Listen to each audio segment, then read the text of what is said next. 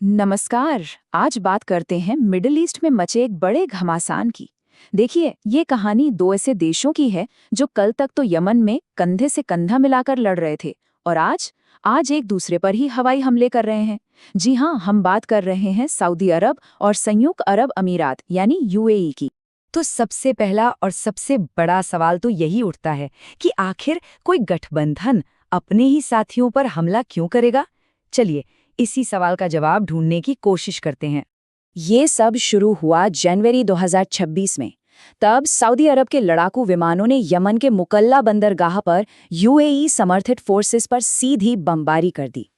इस एक हमले में 20 से ज्यादा लड़ाके मारे गए और बस यहीं से इन दो सहयोगियों के बीच एक खुली दुश्मनी का आगाज हो गया। लेकिन देखिए, ये टकराव कोई रातों रात नहीं हुआ। ये तो उस साझेदारी का नतीजा है जो धीरे धीरे अंदर ही अंदर खोखली होती जा रही थी। तो समझते हैं कि आखिर ये दोस्ती दुश्मनी में बदली कैसे। देखिए, 2015 में तो सब ठीक था। ये दोनों देश यमन में हूती विद्रोहियों के खिलाफ एक साथ मिलकर लड़ रहे थे। लेकिन फिर आया 2017, जब यूएई ने सदर्न ट्रांजिशनल काउंसिल यानी एसटीसी को सपोर्ट करना शुरू कर दिया। यहीं से दरारें पड़नी शुरू हुईं, क्योंकि एसटीसी एक अलगाववादी गुट है और देखते ही देखते 2026 तक आते आते ये दरार एक खुले संघर्ष में तब्दील हो गई। अब आते हैं इस टकराव की पहली और शायद सबसे बड़ी वजह पर। असल में दोनों देशों के बीच ये जो दरार आई है वो यमन के भविष्य को लेकर उनकी एकदम अलग सोच की वजह से आई है। तो इस टकराव की जड़ है यमन के भविष्य को लेकर दोनों की एकदम अलग सोच में। एक तरफ है सऊदी अरब जो चाहता है कि पूरा यमन एक रहे और हाँ, वहाँ सरकार उसकी पसंद की हो। वहीं दूसरी तरफ है यूएई जिसका सपना है दक्षिण यमन को फिर से एक आज़ाद देश बनाना, बिल्कुल वैसा ही जैसा वो 1990 से पहले हुआ करता था।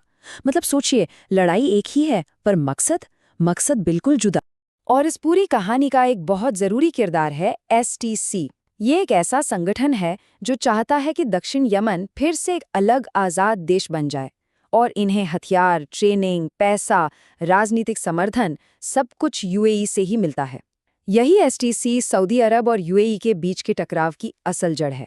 चलिए अब इस झगड़े की दूसरी बड़ी वजह को समझते हैं और वो है पैसा और ताकत। ये लड़ाई सिर्फ जमीन की नहीं है, ये यमन के कीमती आर्थिक और रणनीतिक ठिकानों पर कब्जे की लड़ाई है। यमन सिर्फ एक जंग का मैदान नहीं है, बल्कि ये तेल और गैस जैसे बेशकीमती संसाधनों का खजाना भी है। जैसे हदरमौत प्रांत जो तेल के बड़े बड़े भंडारों से भरा है, या फिर मुकल्ला जैसे बंदरगाह जो दुनिया भर के व्यापार के लिए बहुत जरूरी हैं, और सोकोट्रा जैसा द्वीप जो व्यापार के रास्तों पर कंट्रोल देता है।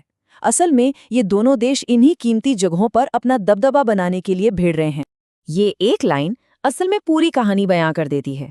समुद्री द्वारपाल बनने का मतलब है कि यूएई समंदर से होने वाले दुनिया के एक बड़े व्यापार को कंट्रोल कर सकता है, और सऊदी अरब के लिए ये एक सीधा खतरा है, क्योंकि इससे उसके तेल एक्सपोर्ट और व्यापार पर बहुत बुरा असर पड़ सकता है। तो जाहिर है वो ऐसा किसी भी कीमत पर नहीं होने देना चाहेगा।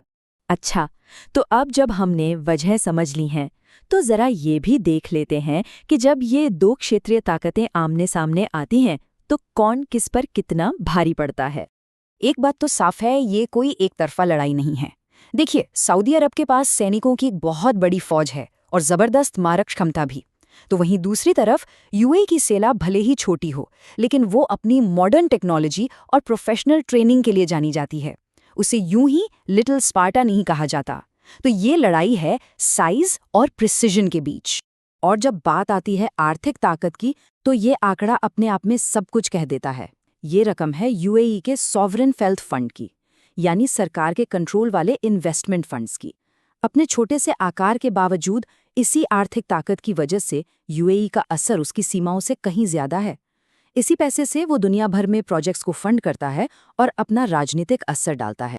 तो अब आखिर में जरा एक कदम पीछे हटकर बड़ी तस्वीर को देखते हैं।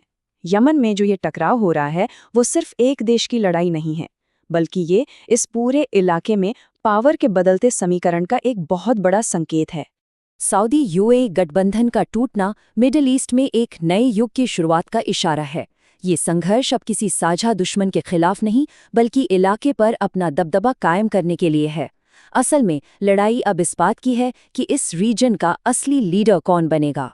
और अंत में एक बड़ा सवाल खड़ा होता है, ये जो कुछ भी हो रहा है, क्या ये सिर्फ यमन की जमीन तक ही सिमट कर रह जाएगा, या फिर ये आने वाले वक्त में पूरे मिडिल ईस्ट पर कब्जे की एक बहुत बड़ी जंग का पहला पन्ना है? ये एक ऐसा सवाल है जिस पर सच में सोचने की जरूरत है।